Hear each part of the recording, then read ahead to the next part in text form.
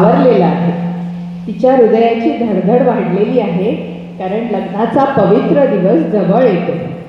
तिची अवस्था काहीशी आमच्या या भजनातल्या देवी रुक्मिणीसारखी झाली आहे.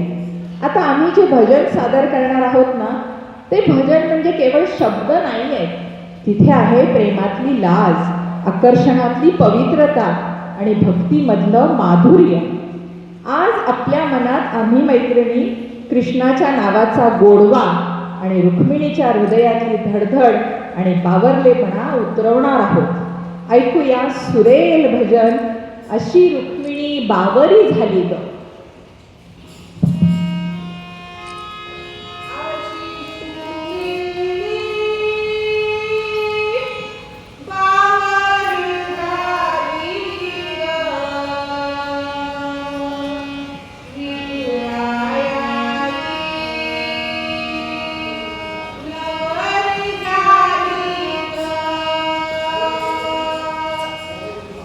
रुक्मिणी बावरी झाली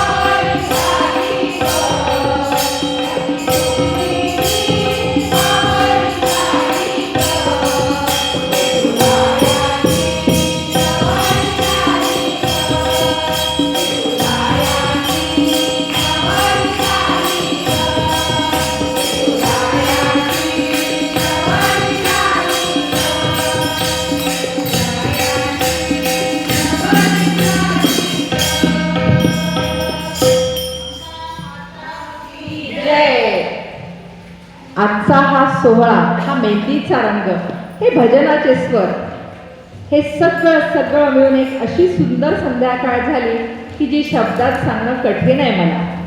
भक्तीची ही संध्याकाळ खरंच शांत आणि मधुर झाली. भजनाची अखेर असते पण भक्तीची अखेर कधीच नसते. आम्ही या भजनातून सगळ्या देवांना आमंत्रण दिले ऋतुजाला आशीर्वाद देण्यासाठी. आज आम्ही जी भजने म्हटली ते केवळ शब्द नव्हते, तो आशीर्वाद होता सगळ्या देवतांचा ऋतुजाच्या भावी आयुष्यासाठी. आज आम्ही फक्त भजने म्हटली नाही तर आम्ही देवांच्या पावलांना आमंत्रण दिलं आपल्या नवरीच्या आयुष्यात आनंदाचा, मंगलाचा आणि प्रेमाचा उजेड पसरवण्यासाठी. आजचा हा सुरेल प्रवास आम्ही इथेच थांबवत आहोत. भजनाच्या शब्दाने, सुरतालाने, देवाच्या चरणी वाहिलेल्या भक्तिभावाने हा मेहंदी सोहळा अजून सुगंधित झाला. आज आम्ही जे गायलो ते फक्त भजन नव्हतं, ती होती आम्हा भक्तिसुधा भजनी मंडळाच्या सगळ्या मैत्रिणींची आशीर्वादाची ओंजळ आणि मंगलमय प्रार्थना खास ऋतुजासाठी. आमच्या भक्तिसुधा भजनी मंडळाच्या सगळ्या मैत्रिणींकडून स्वररूपात अर्पण केलेली पवित्र, उंच, दिव्य अशी आशीर्वादाची सुवर्ण किरणमाला खास ऋतुजासाठी होती. आमचे सगळ्यांचे आशीर्वाद तुझ्या पाठीशी आहेत ऋतुजा. आता आम्ही भक्तिसुधा भजनी मंडळाच्या मैत्रिणी आपला निरोप घेत आहोत. आमच्या भक्तिसुधा मंडळाच्या वतीने तुम्हा सगळ्यांचे मनापासून आभार. लवकरच परत भेटूया. आता आम्हाला अनुमती द्या.